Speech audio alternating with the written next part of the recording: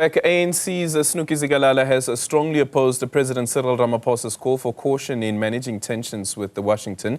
Just days after Ramaphosa's warning, Zikalala dismissed efforts to mend relations with what he called the implacable enemy as naive. Zikalala now joins us to have this chat. A very good morning to you. Thank you so much for making time for us this morning. In that statement where we were commemorating Human Rights Day, the expression that was given there, that implacable enemy, it would be naive to try and mend relations with an implacable enemy.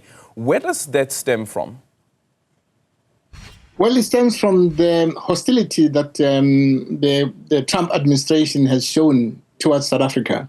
And especially after AfriForum and Solidarity went to see them and saying that there's genocide in the country, we're expropriating their land, and white Afrikaners have been persecuted. And without even investigating, especially with their embassy here in Pretoria, to find out is it true what AfriForum has said. And so it's really unacceptable that America, as one of the superpowers, accept what AfriForum and Solidarity have said at face value. It's really unacceptable.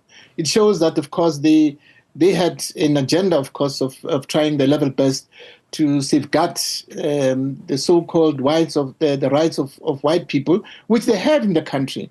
We are a constitutional democracy, as you know, that about a few days ago, a survey that was done said 82% of South Africans believe in constitutional democracy, believe in the rule of law, and compared to Europe, which was 81%. It shows that our people in South Africa, they will never allow any dictatorship in the country because they are protected by the Constitution, they are protected by the Bill of Rights. And so we couldn't understand exactly how could America, being America, believe what the Afrikaners are saying? And of course, in as far as we're concerned, there are groups of political parties which have decided to take AfriForum and Solidarity to court because this is treason. And so let's see what that outcome. But if it was any other place in Africa, they would have been arrested and charged immediately. But we're not that kind of a country. Our constitution does not allow that. And we as African National Congress believe in constitutionalism and the rule of law. That is why we're surprised that how can Trump believe that? Because according to, I'll quote again what Comrade President Mbeki said during the first term of Trump consulted with him on most of the things, while consulting with the ANC people when they are not sure of what is happening. But all of a sudden, his attitude has changed. Maybe because he's much more of a transactional leader than a leader who wants to bring about a peace and solidarity in the world. And so that's what we are saying. But I think our president is correct. Temper's down because we need America, and Americans, ordinary people, they need South Africa. As you know, that in South Africa, we've got 600 American companies, and these companies employ 200,000 people. But at the same time, it cannot be punished by saying that they will withdraw the support that they're giving to those companies just because we supported Israel. We have been in this struggle with Israel since 1945 to date.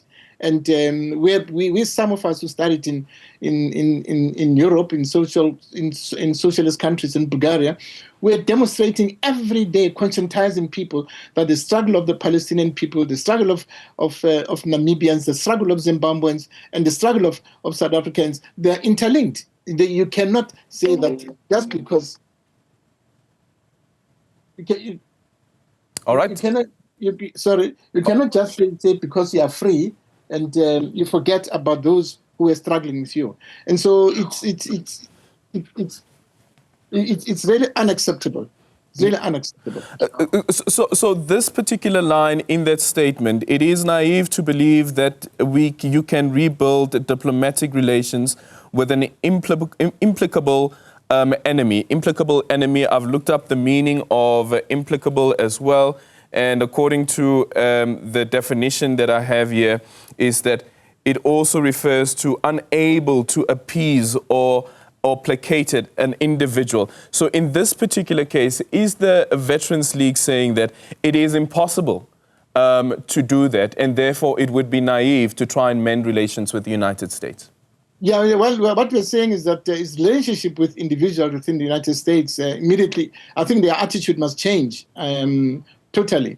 their attitude must change towards South Africa. And I think with the involvement of the president, who's very good at negotiating, who's very good at making sure that we bring about unity, and we think that with this involvement, direct involvement, we can reach some consensus, but not at the expense of our values, not at the expense of our principles, not at the expense of our objectives. The president knows that. But we, as veterans, we have confidence in him that he will be able to strike an amenable compromise with the Americans, because we've done nothing to Americans.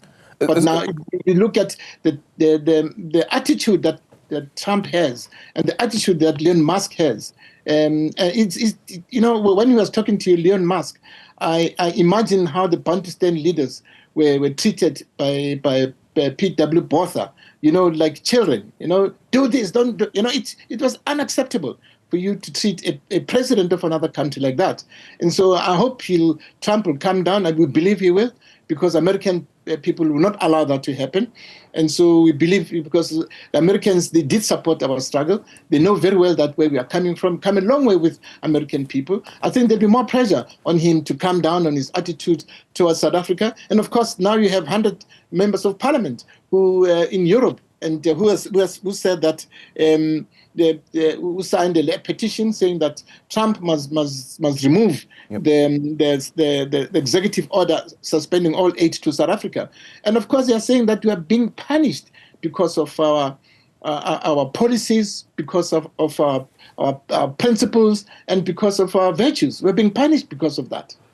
Does this mean that the Veterans League is backtracking on that statement?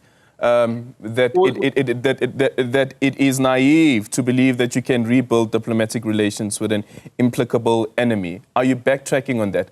Or not backtracking. At the same time, we are saying that with the president saying that let's calm down. That's what the instructions of the president says. Let's make sure that we rebuild our relationship with America.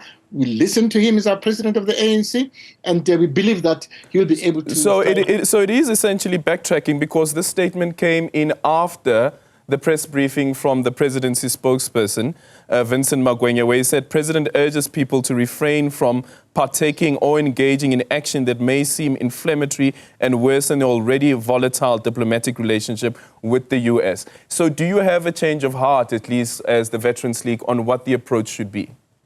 Well, we do have a change of heart, because the president has pleaded with us. And he's the president of the ANC, and he knows exactly where we are coming from. We are saying that let the president pursue the diplomatic avenue. Let the president make sure that we strike a better relationship with Trump and his administration. But we cannot tolerate the manner in which they dealt with our ambassador. And it was an academic exercise, and they did not even waste time, hardly a day. They just said, pack your things and go. It's unacceptable. We thought that maybe they would have called the ambassador and said, look, it was uncalled for you to have said this, and say it cannot happen. They should have done that in a much more amicable manner. But there was so much hostility towards South Africa based on what they've learned from the Afrikaners who went to see Trump and his administrators. All right. But what we're doing is that we, as the Veterans League, we want to make sure that we rebuild our relationship with America. We make sure that American people are the ones who will change the mindset of the current administration in America. All right. Let me quickly ask you on the replacements. So Ibrahim Rasool, the expelled ambassador to the U.S. From South Africa, mentioned some of the criteria that he believes is very important. So there have been a few names that have been bandied about, including that of Tony Leon, the former leader of the Democratic Alliance. And I wonder, from the Veterans League side, what's your take on the names that have been thrown around, and what approach should the president be taking on this one? If you look at some of the names that have been bandied about as well, all of them are actually white males. Well, the ANC is in government, number one. The ANC is the leader of the GNU, and so we don't interfere in those things as the Veterans League. But we have got the right to intervene on all issues that affect the dignity and integrity of the organization. And so we leave all that to the president. That is his prerogative. Immediately, if we see that the candidate that has been sent does not it does not suit our values, our principles and our objectives, and so we'll be able to call on the president. But currently we are saying that let's leave that up to him. That is prerogative, that is purview. But immediately if we see that there's something wrong that is happening, and the person who's been sent there won't be able to represent South Africa in the manner in which South Africans want South Africa to be represented. And so we have the right to call the president and say, Comrade President, this person won't be able to build the relationships that we have. We don't believe in color as the African National Congress, as you know. We believe in all South Africans, irrespective of race or color. And so even if it's a white comrade, it's fine. But as long as we know that that comrade will be able to serve South Africans with dignity and integrity. All right. And then finally, during that press briefing with the presidency spokesperson, last week, one of the issues that was raised was around the renaming of a Senton Drive to the Leila Khalid Drive, which has been a proposal that has come from the city of Johannesburg. And the presidency is saying that hold back a bit on that because it may just come across as that you are agitating. This morning, the Star newspaper, leading with a story with the ANC DSG, Nomvula Mokonyane, calling on the party to fast-track the renaming of Senton Drive to Leila Khalid Drive. As the Veterans League, how do you see this particular issue around the renaming of Senton Drive, specifically with this tension between South Africa as well as the United States?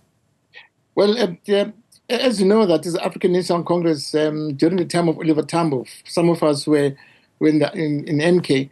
The President Tambo did not support terrorism, did not support the hijacking of planes. And so we are surprised that, of course, Leila Khalid is a revered leader of the Palestinian people, and the majority of the people in Gauteng felt that it should be named under her. But I think that needs to be discussed properly. I wouldn't like to venture into what the DSG was saying, but we'll leave it up to the president and the DSG to discuss it. But we never supported terrorism as the African National Congress. Oliver Tambo would not have allowed that to happen.